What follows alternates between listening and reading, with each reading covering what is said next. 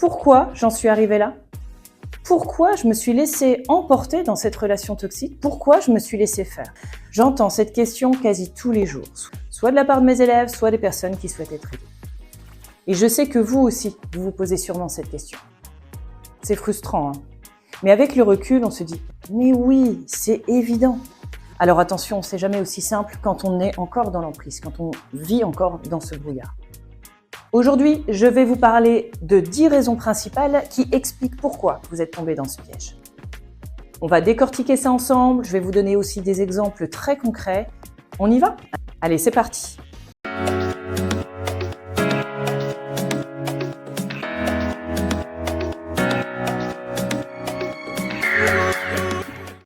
La première raison que nous allons voir aujourd'hui, c'est votre sensibilité. Si on peut dire que l'emprise toxique peut toucher tout le monde, et c'est vrai, elle touche prioritairement les personnes très sensibles, voire hypersensibles.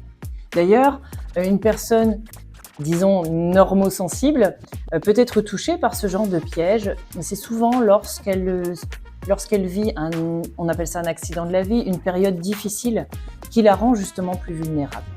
Alors, une personne très sensible, voire hypersensible, qu'est-ce que c'est? C'est une personne qui ressent les émotions, les sensations plus fortement que la moyenne des gens. On ne le sait pas forcément, hein, on a toujours l'impression qu'on fonctionne comme les autres, comme tout le monde. Mais sachez que lorsque vous êtes hypersensible, vous ressentez plus fortement que la moyenne des gens. Alors ça peut être les sensations physiques. Dès que vous avez un cheveu sur la peau ou une petite bébête, vous le sentez tout de suite. Vous pouvez même être plus sensible aux problèmes de peau, par exemple, quand on est sur cette sensibilité du toucher. Il se peut que vous entendiez plus fortement ou que tout paraît plus fort pour vous dans l'ouïe, que vous puissiez être vite ébloui au niveau du sens de la vue. Enfin, vous voyez, tous ces sens-là sont exacerbés. Sachez que quand vous êtes très sensible, voire hypersensible, ce sont tous vos sens. Alors les 5 sens, mais aussi votre 6e sens ou tous les sens subtils du corps. Ça veut dire quoi? Ça veut dire que c'est comme si vous aviez une antenne où vous pouvez même capter les sensations des autres personnes. Vous captez vraiment toutes les émotions autour de vous. D'accord? Donc lorsque vous rencontrez une personne manipulatrice, qu'est-ce qui se passe en général? Vous ressentez ses problématiques, son vide intérieur, et en plus elle en rajoute, hein. Évidemment, cette personne a vécu des choses difficiles dans sa vie, donc vous êtes très très empathique, vous ressentez tout ça, et donc vous ne pouvez pas faire autrement que de tout faire pour régler ces problèmes. Ce qui se passe aussi, c'est que vous ressentez la belle personne qu'elle est à l'intérieur d'elle-même, mais qu'elle ne connaît pas.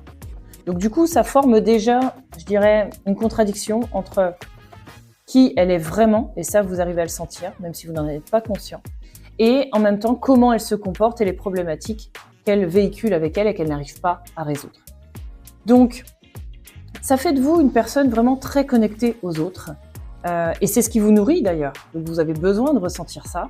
Le piège, c'est que quand vous ne connaissez pas comment ça fonctionne, quand vous ne savez pas comment vous servir de cette grande sensibilité-là, ça devient aussi comme je dis souvent, un boulet à votre pied.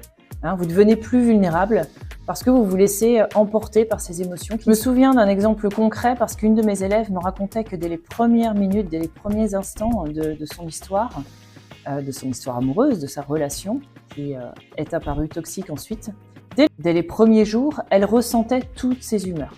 Quand il était stressé, elle se sentait responsable. Quand il était gentil, elle se disait que c'était sûrement à cause d'elle, grâce à elle. Enfin, à chaque fois qu'il ressentait quelque chose, comme elle le ressentait aussi à l'intérieur d'elle, elle a toujours fait un lien avec son comportement et ses sensations-là.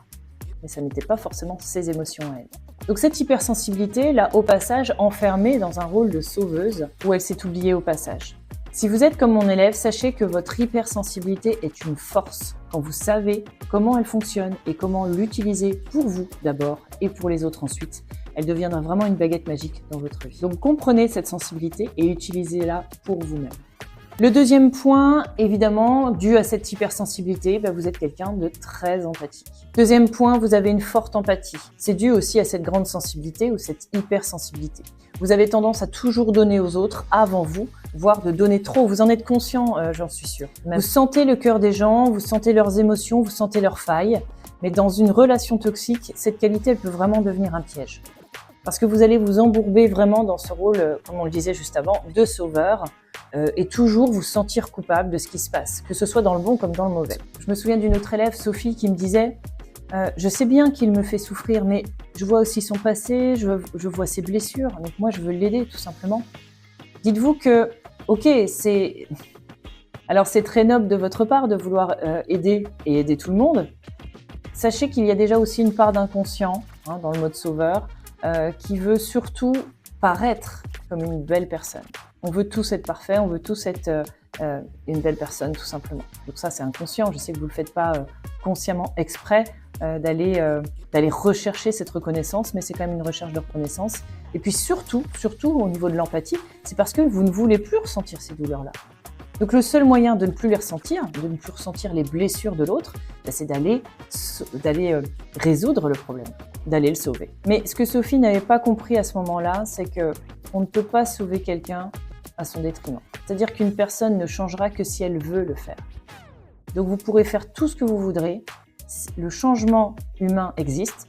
Moi, je suis persuadée, on change, on évolue, mais on le fait que parce qu'on en a envie nous-mêmes. Et quelque part, quand on en reparle ensemble, on se dit tous « oui, c'est vrai ». On ne forcera jamais personne à changer ou à faire autre chose, sauf un manipulateur qui arrive à vous faire agir d'une manière différente, à vous faire penser, à vous faire culpabiliser pour que vous agissiez différemment. Ce qui va être très important maintenant, c'est de pouvoir protéger votre cœur tout en gardant cette sensibilité. Ne rejetez surtout pas cette grande sensibilité, cette hypersensibilité, vous en avez besoin, c'est qui vous êtes. Maintenant, il y a des techniques aussi pour pouvoir vous séparer de l'émotion des autres, pour pouvoir vous préserver et toujours reconnaître qui vous êtes. La troisième raison, ce sont vos forces et vos failles.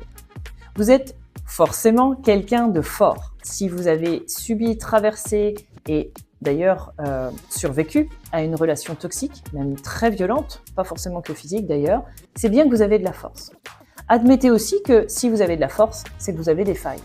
Ce sont les deux faces d'une même pièce. Vous ne pouvez pas avoir l'un sans l'autre. Personne n'est parfait et ce n'est pas du tout le but de l'existence. Et croyez-moi, les personnes qui manipulent savent exactement où chercher vos failles, comment les trouver et appuyer dessus pour les retourner contre vous. Un exemple, Maxime, un ancien élève, était une personne vraiment très déterminée, toujours là pour aider les autres. Mais son ex toxique avait compris comment utiliser cette force pour le culpabiliser. Comment elle faisait ? C'est-à-dire qu'à chaque désaccord, elle lui disait « si tu étais vraiment quelqu'un de bien, tu ferais ça pour moi ». Vous voyez le genre de phrase comme ça. Si tu étais parfait, si tu étais vraiment les gens, tu m'aiderais moi. Ou ce genre de phrase. Résultat, il finissait par céder encore et encore et encore. Donc votre force, elle est très belle, mais ne la laissez pas devenir une arme contre vous. Passons au point suivant, le quatrième, le manque de confiance en soi. En général, vous en êtes conscient, mais peut-être même pas suffisamment. Et même si vous ne le montrez pas, il y a forcément des moments où vous doutez de vous. Et souvent d'ailleurs, pour revenir sur la force juste avant, c'est là où on se dit on est fort, on montre rien, toujours le sourire, etc. Et derrière ça, il y a souvent le manque de confiance en soi. Et ça, c'est bien la brèche où le manipulateur s'infiltre. J'ai souvent le cas, et je repense surtout à Julie aussi, une ancienne élève, qui me disait que non, mais finalement, elle avait confiance en elle, au niveau du travail, au niveau de ses relations sociales, tout allait bien, elle était toujours sûre d'elle. Et elle ne comprenait pas pourquoi, une fois dans le couple, et une fois surtout dans sa relation, elle se sentait vraiment très nulle, elle doutait d'elle très facilement, et du coup, elle se sentait nulle dès qu'il la critiquait. Il a utilisé ses insécurités. Et finalement, cette personne qui se sentait vraiment sûre d'elle, confiante en elle la plupart du temps, a pu découvrir qu'au niveau personnel, au niveau du couple, elle se sentait vraiment en insécurité. Elle gérait tout, matériellement, elle pouvait vivre seule, avait une belle situation, avançait très bien dans la vie. Elle se sentait vite en insécurité du fait de vivre seule, de ne pas être en couple. Donc lui a su trouver ça et a su appuyer là-dessus pour maintenir son emprise. Donc rappelez-vous que personne n'est parfait, ça c'est un pas de plus vers la confiance. Quand vous êtes prêt à reconnaître vos failles, à reconnaître les endroits où vous êtes mauvais, disons-le clairement, on a tous nos qualités, nos défauts. Reconnaissez vos défauts et vous appuierez encore plus vos qualités.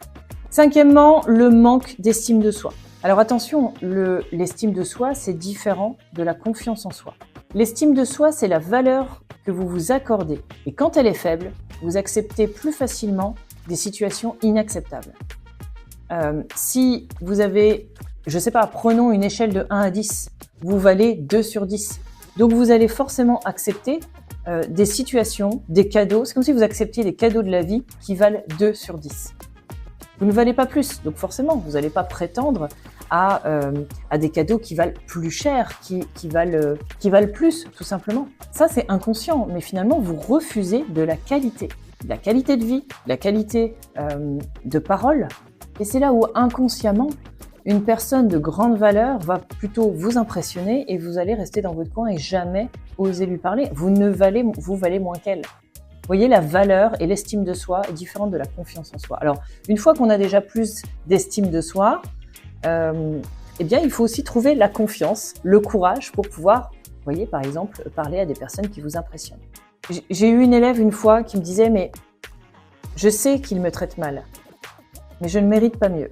Et ça m'a brisé le cœur. Qui mérite cette souffrance? Qui sur Terre, y a-t-il une seule personne sur Terre qui mérite d'être maltraitée, agressée, harcelée, voire frappée? Personne.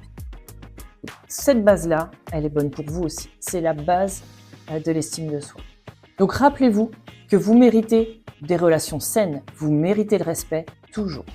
La 6e explication, c'est la dépendance affective.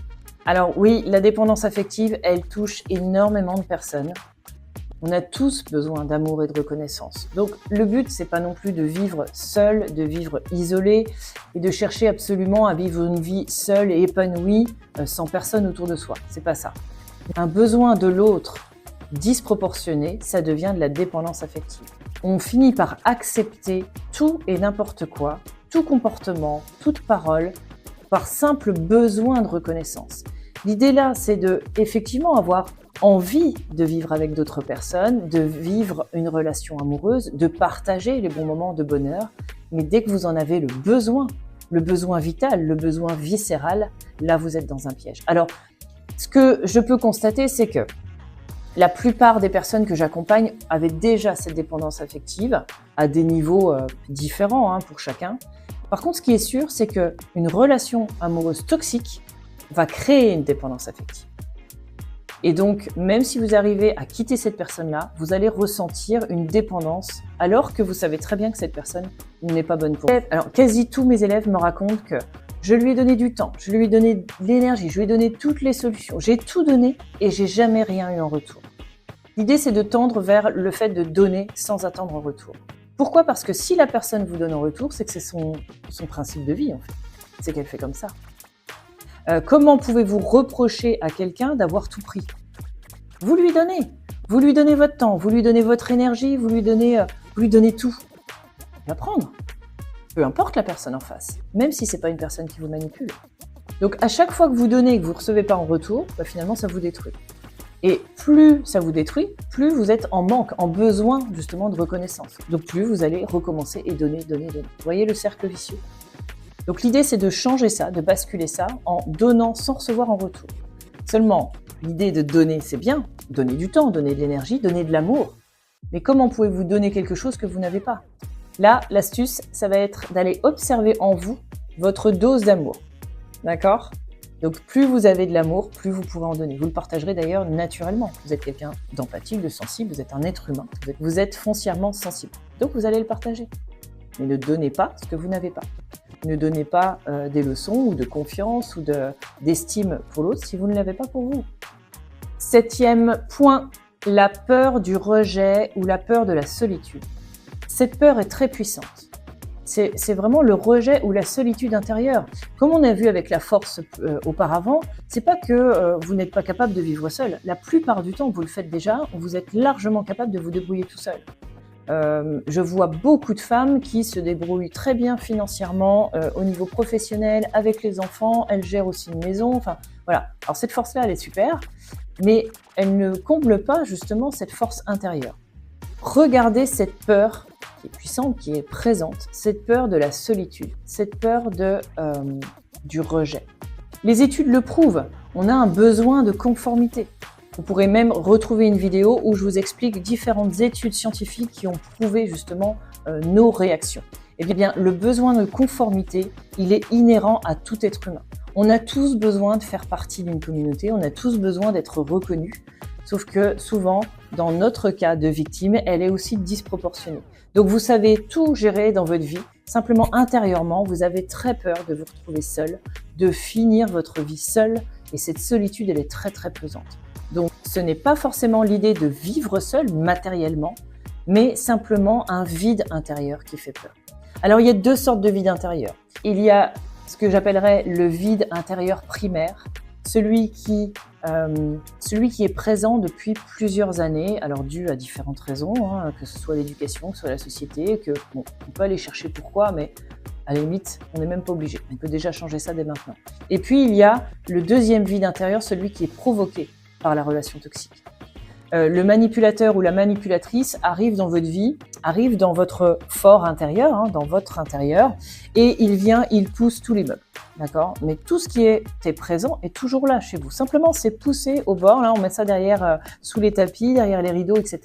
Et là, comme je dis souvent, il ou elle pose son fauteuil, pose son univers et va y mettre ses affaires. Et puis, dès que vous le sentez, qu'il commence à prendre de la distance, à disparaître, ou souvent aussi, c'est exactement ce qui se passe au moment de la rupture, hein, quand vous êtes séparés, eh bien c'est comme s'il avait repris tous ses meubles, et là il y a tout ce vide, comme un appartement complètement vidé, il n'y a plus de meubles, il n'y a plus rien dedans. D'accord ? Donc ce vide intérieur, c'est cette peur-là, c'est ce vide qui fait peur. Donc l'idée, ça va être de pouvoir reposer vos meubles, de vous réinstaller chez vous et d'aller chercher chez vous ce qui vous plaît, ce qui est chouette chez vous pour vraiment l'incarner. Et ce vide va se diminuer. Une autre élève me confiait, je savais que ça ne me rendait pas heureuse, que cette situation ne me rendait pas heureuse, mais je préférerais ça au néant. C'est souvent l'étape avant les séparations, on se dit mais ok, je souffre, mais je préfère ça que ce vide. Si cette peur est plus forte que la douleur que vous vivez, vous ne bougerez pas. Ce qu'il faut en comprendre, c'est que ce vide intérieur doit être comblé par vous-même et pas par quelqu'un d'autre. Parce que même si c'est pas comblé par un manipulateur, ça peut être comblé par une activité, ça peut être comblé par une addiction aussi. Donc faites-le par vous-même. Comblez-vous vous-même. Aimez-vous vous-même. La huitième raison, la huitième explication, peut-être aussi que vous avez vécu un passé douloureux. Beaucoup de personnes ayant vécu des expériences difficiles, des abus, des négligences ou un climat finalement familial agressif, dégradant aussi parfois, ces personnes sont plus vulnérables aux relations toxiques. Pourquoi ? Parce que finalement, c'est déjà programmé à l'intérieur de vous que la manière de vous parler, de vous manquer de respect, elle est normale, elle est naturelle. Donc finalement, plein de comportements inadmissibles deviennent naturels, deviennent normaux. Par exemple, une femme m'expliquait que dans son enfance, ses parents, de toute façon, depuis son enfance, ses parents se disputaient tout le temps. Donc finalement, un couple qui se dispute, c'est tout à fait normal. Les cris à la maison, c'est une normalité. La maman criait, le papa en rajoutait par-dessus, c'est comme ça qu'on construit. Vous savez, c'est comme cette pensée qu'on a peut-être tous aussi, c'est un couple, il y a des hauts et des bas. Donc on se marie, c'est pour le meilleur ou pour le pire. Le pire, c'est ça aussi. Mais à quel degré ? À quel degré est-ce supportable ? Il y a un moment où ça n'est pas normal d'avoir des disputes constantes, de sans cesse être dans la confrontation. Ce n'est pas ça. 9e point, les croyances limitantes. Les croyances limitantes, elles viennent souvent de notre enfance ou de la société. Alors, des phrases comme « un couple, ça se supporte », des phrases comme « personne n'est parfait », ça nous pousse à rester dans des relations destructrices. Ça nous pousse aussi à rester dans notre zone de connaissance. J'appellerais pas ça une zone de confort, mais vraiment de connaissance. On reste là où on est parce que de toute façon, on n'est pas capable d'aller en dehors. Donc, il va être primordial de pouvoir déconstruire ces croyances limitantes pour les remplacer par des croyances positives, pas seulement des phrases ou être béni oui, positif. Non, avoir la conviction que vous êtes capable que vous pouvez avancer, que vous êtes bien plus grand que vous ne l'êtes. Et c'est comme ça que vous pourrez vous libérer. Enfin, le 10e point, c'est le manque de sensibilisation. Si vous aviez su comment reconnaître un manipulateur dès le départ, ou une manipulatrice évidemment, si vous aviez su les mécanismes, si vous aviez été éduqué finalement à ce genre de situation, eh bien vous auriez pu les reconnaître, être en alerte et vous auriez pu agir plus tôt, tout simplement. C'est pour ça qu'il est important d'apprendre à détecter ces comportements pour ne plus jamais retomber dans le piège. Pour déjà pouvoir gérer sur l'instant, pouvoir en sortir, mais surtout, voilà, ne plus jamais retomber dans une quelconque emprise. Alors, je ne vais pas vous laisser là, comme ça. Ok, vous avez eu les 10 points, vous avez compris. C'est maintenant qu'il faut agir et c'est maintenant que je vais vous partager un conseil pour chacun de ces items-là. Donc, dans l'hypersensibilité, apprenez à poser vos limites émotionnelles. Quand vous sentez que vous absorbez trop les émotions des autres, imaginez un couloir entre l'autre et vous, où rien ne peut le franchir. Ses émotions restent à lui, les vôtres restent à vous. Ce couloir, il est capable de retenir les émotions et les sensations de l'autre et d'y rester si nécessaire. Voilà. Il trie automatiquement ce qui est bon pour vous et ce qui peut vous atteindre. Faites-lui confiance à ce couloir-là. Voilà, vraiment, imaginez-le comme ça. Ainsi, vous ferez mieux la différence entre les sensations qui sont à vous et celles qui sont des autres. Et rappelez-vous, ça n'est pas à vous de porter la souffrance des autres. Si déjà vous regardez les vôtres et que vous les transformez, c'est déjà énorme. Et en faisant ça, vous donnerez le modèle pour les autres. Concernant l'empathie, le seul conseil primordial, c'est surtout d'avoir de l'empathie pour vous-même. Si ce que je vis maintenant, c'était quelqu'un d'autre qui le vivait, ma meilleure amie, mon meilleur ami, qu'est-ce que je lui dirais? Ou bien, comme à un enfant qui vient de tomber et de se faire mal, mais qu'est-ce que vous feriez? Vous seriez dans la compassion et vous le prendriez dans vos bras, en fait, cet enfant. Mais oui, effectivement, ça fait mal, mais t'inquiète pas, ça va passer. Et voilà, c'est vraiment le gros câlin à soi-même pour se consoler et se motiver soi-même. Apprenez à reconnaître votre propre bien-être. C'est aussi important que de voir celui de l'autre. Alors, traitez-vous d'abord comme vous traitez les autres. Alors, je sais, vous allez vous sentir égoïste, mais ça, c'est qu'une sensation. Quelqu'un de sensible comme vous ne serez jamais égoïste. Parce qu'égoïste, c'est ne penser qu'à soi. Vous penserez aux autres, mais si vous pensez d'abord à vous, vous partagerez forcément de meilleures choses. Concernant vos forces et vos failles, ce sont vraiment les deux faces d'une même pièce. Identifiez vos forces et soyez conscient de vos failles. Vraiment, faites une liste. Qu'est-ce que je sais faire? Quelles sont mes qualités? Et qu'est-ce que je ne sais pas faire? Qu'est-ce que je pense être mes failles? Prenez un carnet, écrivez vos qualités principales, mais aussi celles qui vous rendent vulnérables. Mieux encore, demandez à votre entourage quels sont vos atouts et qu'est-ce qui vous dessert le plus. Qu'est-ce que vous pourriez améliorer? Vous serez vraiment surpris de leur retour. Et si quelqu'un utilise vos forces, comme votre générosité par exemple, pour vous manipuler, alertez-vous immédiatement. Le manque de confiance en soi. Prenez le temps de lister vos réussites et vos qualités, même toutes petites. Tant pis, mettez petites qualités. Il n'y en a pas de petites, mais si au début vous les qualifiez de petits, c'est pas grave. Listez exactement tout. Prenez le temps. Immergez-vous vraiment dans votre intérieur. Faites un tableau photo avec pour vous aider à mieux les remémorer et à ressentir les émotions de réussite que vous avez eues à ce moment-là. Relisez-les régulièrement. Le mieux, c'est même de les relire tous les matins pour ressentir la confiance en vous. Et oui, ces moments-là, vous les avez déjà réalisés, vous avez déjà réussi. Donc revenez dans cette sensation de fierté tous les matins et vous allez l'instaurer en vous. Vous allez vraiment remplir votre fameux vide justement par cette confiance en vous. Lorsque vous doutez, répétez-vous « J'ai déjà surmonté ces défis, je peux le refaire ». Littéralement, dites-le et dites-le à haute voix. Concernant le manque d'estime de soi, apprenez à pratiquer l'affirmation positive. Chaque matin, regardez-vous dans le miroir et dites une phrase valorisante. Comme par exemple « Je mérite d'être respecté et être aimé pour qui je suis ». Ou simplement lire une description de vous-même, telle que « Je suis une femme intelligente, respectable et douce. Je suis aimant, aimé et aimable. » Et faites-le tous les jours. Ça peut vraiment sembler étrange au début et pas naturel, je sais.